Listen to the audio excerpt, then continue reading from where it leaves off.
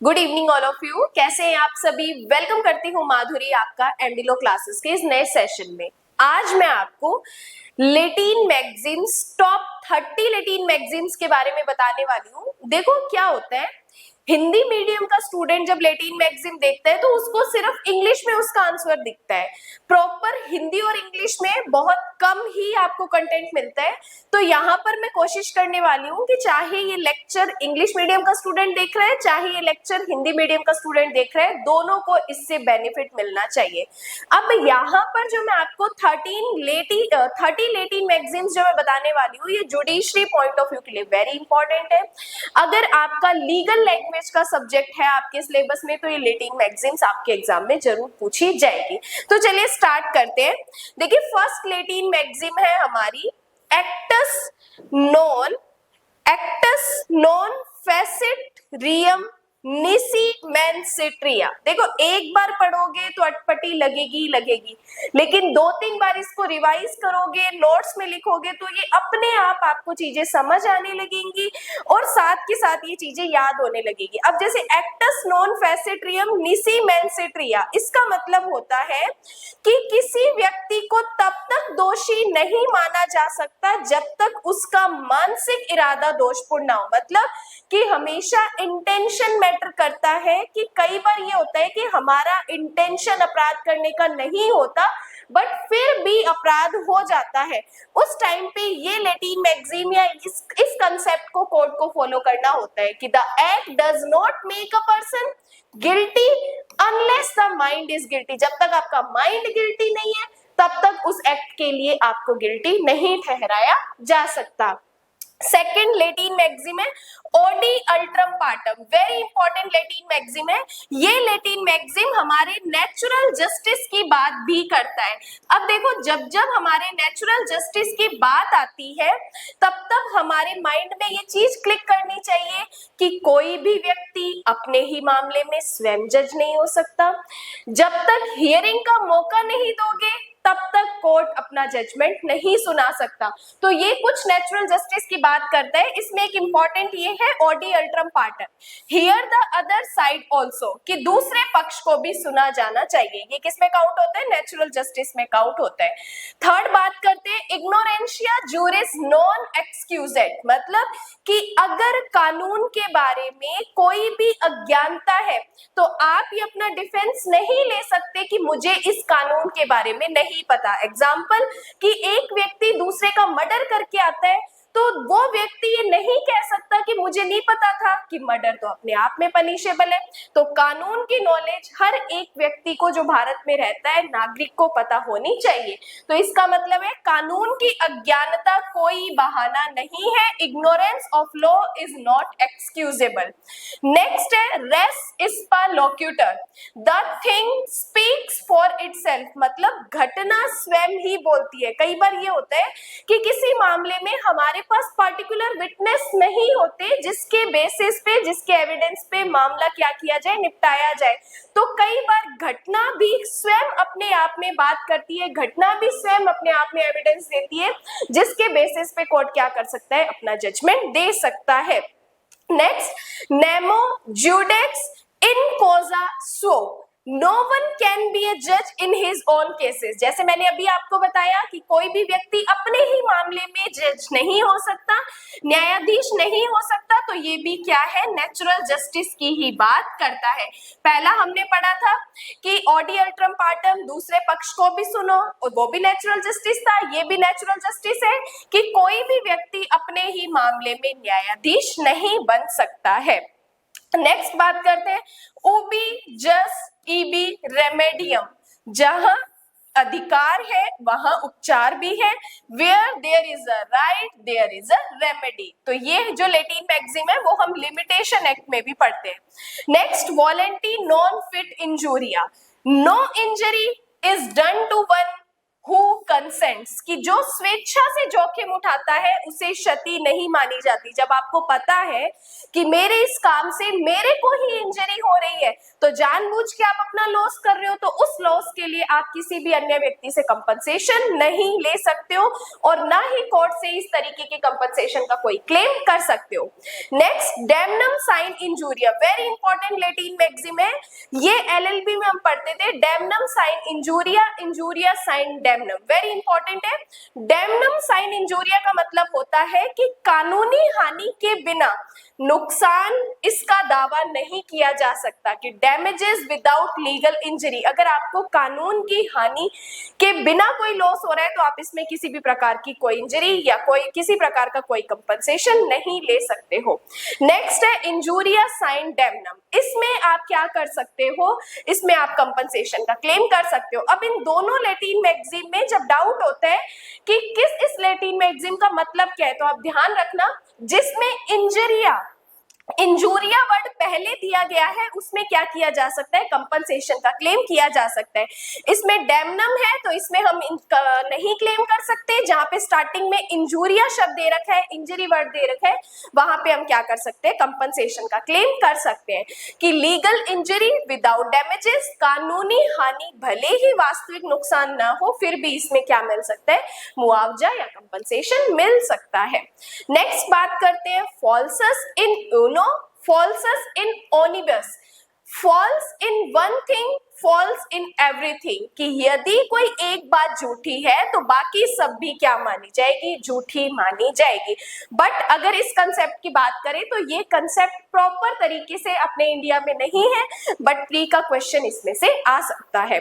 Next बात करते हैं ex turpi causa non oritur actio, no action arises from an immoral causes, कि अनैतिक कार्य से कोई दावा उत्पन्न नहीं होता, कि आप जानबूझ के किसी तरीके का कोई ऐसा काम कर रहे हो जो अपराध की कोटि में आता है तो उसके लिए आप खुद ही दावा या क्लेम नहीं कर सकते हो। नेक्स्ट, नेमो डेप्ट एज जुडेक्स इन प्रोप्रिया कोजा, कि नो वन शुड बी जज इन हिज ओन केस, कि कोई भी व्यक्ति अपने ही मामले में न्याय नहीं कर सकता है। ये भी किसमें काउंट होता है, एक नेचुरल जस्टिस में काउंट होता है, नेचुरल जस्टिस में आता है। नेक्स्ट बात करते हैं delegatus non potest delegare, a delegate can not further delegated, कि अगर आपका कोई रिप्रेजेंटेटिव काम है तो आप अपने ही काम को किसी और को नहीं सौंप सकते। जैसे कि मान लीजिए मैंने अपने एमडी लॉ क्लासेस के लिए एक रिप्रेजेंटेटिव अपॉइंट किया, अब इस रिप्रेजेंटेटिव का काम है एमडी लॉ क्लासेस को हेल्प करना। अब ये डी नाम का व्यक्ति किसी और अन्य को रिप्रेजेंटेटिव के रूप में अपॉइंट नहीं कर सकता, ऑलरेडी ये रिप्रेजेंटेटिव है तो ये किसी और को रिप्रेजेंट नहीं कर सकता है। Next, lex non cogit ad impossibilia, कि the law does not compel a man to do that which he can not possibly perform, कि कानून किसी असंभव कार्य को करने के लिए बाध्य नहीं करता है, कोई भी इम्पॉसिबल काम को करने के लिए लॉ आपको बाउंड नहीं करता है। Next, salus populi suprema lex, important है ये लैटिन मैक्सिम, हम कॉन्स्टिट्यूशन में पढ़ते हैं कि जनता का कल्याण सर्वोपरि कानून माना जाता है, कि the welfare of the people is the supreme lex. Next बात करते हैं क्वी फेसिट पर एलियम फेसिट पर सी, कि जो दूसरे के माध्यम से कार्य करता है वह स्वयं कार्यकर्ता माना जाता है। जैसे कि अगर मान लीजिए मैंने एक एक्स पर्सन को अपना एजेंट अपॉइंट किया है और इस एजेंट को मैंने ये राइट दे दिए कि एमडी लॉ क्लासेस की तरफ से जो भी क्वेरीज आती है उसमें आपको ये चीजें बतानी है। अब यहाँ पे मेरी तरफ से जो एजेंट अपॉइंट किया गया है ये एमडी लॉ क्लासेस के बारे में जो भी डिटेल्स बताता है तो वो समझा जाएगा कि वो सारी डिटेल्स मेरे द्वारा ही बताई गई है, कि जो दूसरे के माध्यम से काम करता है वह स्वयं क्या करता है, कार्यकर्ता माना जाता है। Next, ratio decidendi, very important है, निर्णय के पीछे का कारण, the reason for the decision, कि कोर्ट ने अपना जजमेंट किन बेसिस पे दिया है, किन ग्राउंड्स पे दिया है, वो ग्राउंड्स मैटर करते हैं। इसलिए जब हम चाहे सीपीसी है चाहे बीएनएसएस है, जब हम पढ़ते हैं जजमेंट का पार्ट, वहां पे ये क्लियर किया जाता है कि जितने भी फैक्ट इन इशू होते हैं, विवाद के कारण होते हैं, उनपे जब कोर्ट जजमेंट देता है तो जजमेंट के साथ अपना रीजन भी बताना होता है कि उसने इस तरीके का जजमेंट क्यों दिया है।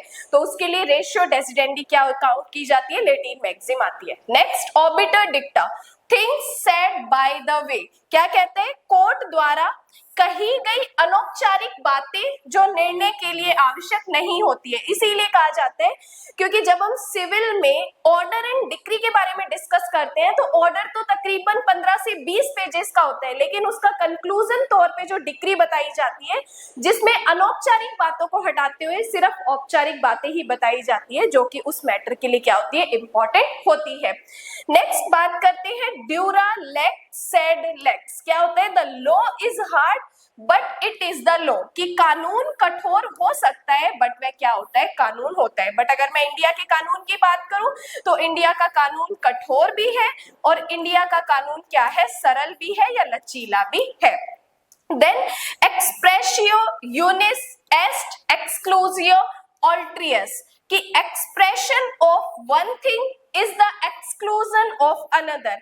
एक चीज का उल्लेख अन्य चीजों के बहिष्कार को दर्शाता है, क्योंकि एक टाइम पे कोई व्यक्ति किसी बात के बारे में एडमिट और डिनाई एक साथ नहीं कर सकता, या तो उसे किसी चीज को एडमिट करना पड़ता है या उसे उस चीज को डिनाई करना होता है। इसलिए कहा जाता है कि अगर एक चीज का आप उल्लेख कर रहे हो तो बाकी का क्या माना जाता है, बहिष्कार माना जाता है। नेक्स्ट बात करते हैं lex talionis law of retaliation, कि प्रतिशोध का सिद्धांत, मतलब जैसे को तैसा, tit for tat. Next, stare decisis, very important है, to stand by decision and not disturb settle matters, कि पूर्व निर्णयों का पालन करना। अब पूर्व निर्णय जैसे सुप्रीम कोर्ट के जजमेंट्स क्या होते हैं, सभी कोर्ट्स, जितने भी लोअर कोर्ट्स होते हैं, चाहे वो हाई कोर्ट है, चाहे वो अदर सेशन कोर्ट है, जितने भी डिस्ट्रिक्ट कोर्ट्स होते हैं, सब पर क्या होते हैं, बाउंड होते हैं। लेकिन सुप्रीम कोर्ट अपने ही जजमेंट को मानने के लिए बाउंड नहीं होता। अब यहाँ पे सुप्रीम कोर्ट के जजमेंट की कोई अपील नहीं होती, तो यहाँ पे सुप्रीम कोर्ट क्या करता है, अपने ही जजमेंट्स के बारे में रिव्यू करते हैं और वो अपने ही जजमेंट को मानने के लिए बाउंड नहीं होता है। तो स्टेयर डिसीजेस इसके लिए काउंट की जाती है। Next, consensus ad idem, meeting of the minds, विचारों की समानता। अब ये विचारों की समानता जब हम ट्रांसफर ऑफ प्रॉपर्टी एक्ट पढ़ते हैं या कॉन्ट्रैक्ट एक्ट पढ़ते हैं, जहां पर दो या दो से अधिक व्यक्ति आपस में जब कॉन्ट्रैक्ट करते हैं, किसी एक बात को सहमत होते हैं, तो उनके विचारों की समानता देखी जाती है। अब दो व्यक्ति आपस में कॉन्ट्रैक्ट कर रहे हैं, इट मींस दोनों की ओपिनियन मिल रही है, तो कॉन्ट्रैक्ट एक्ट में भी हम ये क्या पढ़ते हैं, मीटिंग ऑफ द माइंड्स, अनुबंध की वैधता के लिए आवश्यकता के बारे में पढ़ते हैं। नेक्स्ट बात करते हैं पैक्टा sunt servanda, agreement must be kept, कि समझौते का क्या करना चाहिए, पालन करना चाहिए। क्यों, अगर आप जब कॉन्ट्रैक्ट कर रहे हो दो पार्टीज मिलके, अगर आप उसका परफॉर्मेंस नहीं करते हो, अगर आप उसका वॉयलेशन करते हो, तो इसके लिए आप क्या कर सकते हो, प्रतिकर या कंपनसेशन प्राप्त कर सकते हो। देखो अब अपनों को 26 नंबर लेटिन मैगजीन देखनी है। देखो ये हमें बताता है कि नेमो मोरिट्यूरस पेरिमिस्टर मेंटायर, देखो इसका मतलब होता है कि जब कोई व्यक्ति मरने की स्थिति में पड़ा होता है तब वो व्यक्ति झूठ नहीं बोलता है। A man will not meet his maker with a lie in his mouth, कि जब कोई व्यक्ति मरणासन की स्थिति में होता है तब उस टाइम ये प्रिजम्पशन की जाती है कि जो भी वो बोल रहा है वो सही बोल रहा है। अब ये जो लेटिन मैगजीम है वो BSA सेक्शन 26 में भी हम इसको नोट कर सकते हैं, जहां पर हम पढ़ते हैं डाइन डिक्लेरेशन के बारे में, मृत्युकालिक कथन के बारे में। तो वेरी इंपॉर्टेंट है, प्री के क्वेश्चन भी आते हैं, प्लस आप मेंस में भी इसको बता सकते हो। नेक्स्ट है फिएट जस्टिशिया रुएट कैलियम, इसका मतलब है न्याय होना चाहिए चाहे कुछ भी हो। देखो इसका एक इंपॉर्टेंट एक लाइन भी पढ़ते हैं कि जस्टिस सिर्फ हो इतना ही जरूरी नहीं होता, जस्टिस हुआ है ये दिखना भी जरूरी होता है। कोर्ट ने कहा कि हमने जस्टिस कर दिया, लेकिन भाई आम जनता को जस्टिस दिख ही नहीं रहा है, तो इसलिए जस्टिस हुआ है ये चीज दिखनी ही चाहिए कि let justice be done though the heavens fall. Next बात करते हैं mens rea, very important Latin magazine है। जब हम भारतीय न्याय संहिता अपराधों के बारे में पढ़ते हैं तब हमें बताया जाता है कि हर एक ऑफेंस क्या होता है, पनिशेबल होता है, लेकिन अगर वो गिल्टी माइंड से नहीं किया गया है, आपराधिक मनस्थिति से नहीं किया गया है, तो वो ऑफेंस पनिशेबल नहीं होता है। आपराधिक मानसिकता या आपराधिक मनस्थिति भी अपने पढ़ते हैं। नेक्स्ट बात करते हैं आज की सेकेंड लास्ट लैटिन मैगजीम है, कॉर्पस डेलिसिट। क्या कहते हैं? Body of the crime. अपराध के घटित होने का प्रमाण क्या है, क्या सर्टिफिकेट है कि अपराध क्या हुआ है, घटित हुआ है, तो ये भी इंपॉर्टेंट है। नेक्स्ट बात करते हैं habeas corpus. Very very very important Latin magazine है। इसमें हम क्या पढ़ते हैं, जब हम 226 आर्टिकल कॉन्स्टिट्यूशन का या 32 आर्टिकल पढ़ते हैं, जहां पर हमें रिट बताई जाती है 5 तरीके की, उसमें से एक रिट है हैबियस कॉर्पस।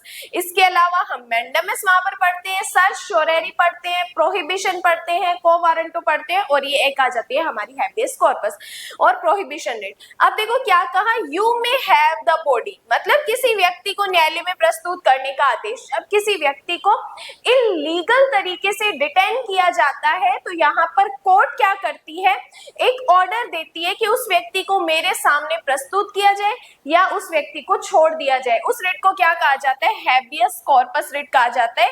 हिंदी में इसे अपने बोलते हैं बंदी प्रत्यक्षीकरण। हिंदी में इसे बोलते हैं अपने बंदी प्रत्यक्षीकरण, मतलब जिस व्यक्ति को आपने बंदी बना रखा है उसको हमारे सामने पेश कीजिए।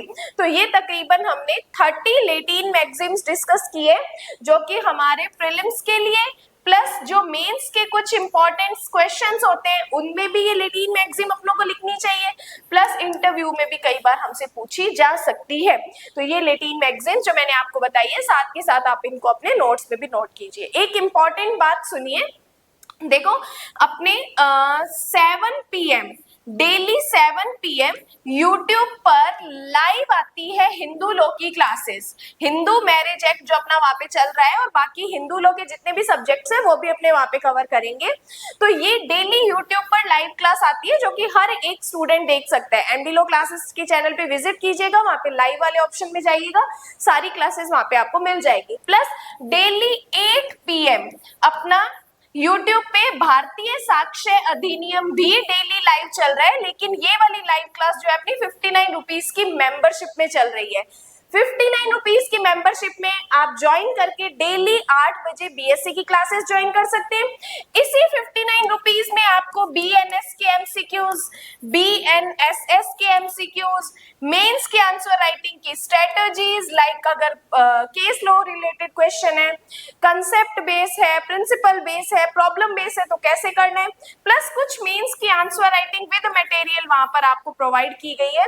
तो इसी 59 रुपीज में आप इतना कुछ ज्वाइन कर सकते हैं। फटाफट एमडी लॉ क्लासेस के चैनल को, मेंबरशिप को ज्वाइन कीजिए और इतना सब बेनिफिट आप वहां पे उठाइए। तो डेली 7 PM एंड 8 PM अपनी लाइव क्लासेस चलती है। इसके अलावा अगर कंप्लीट फाउंडेशन बैच ज्वाइन करना चाहते हैं तो वो भी आप एमडी लॉ क्लासेस पे कर सकते हैं। हर एक स्टेट की judiciary, APO, JLO, even LLB classes भी आप स्टार्ट कर सकते हो। बाकी क्लास कैसी लगी है उसके लिए क्लास को लाइक जरूर कर देना। नेक्स्ट आपको कौन से टॉपिक पर नेक्स्ट लेक्चर चाहिए उसके लिए भी आप मुझे कमेंट कर सकते हैं। बाकी आज के लिए धन्यवाद।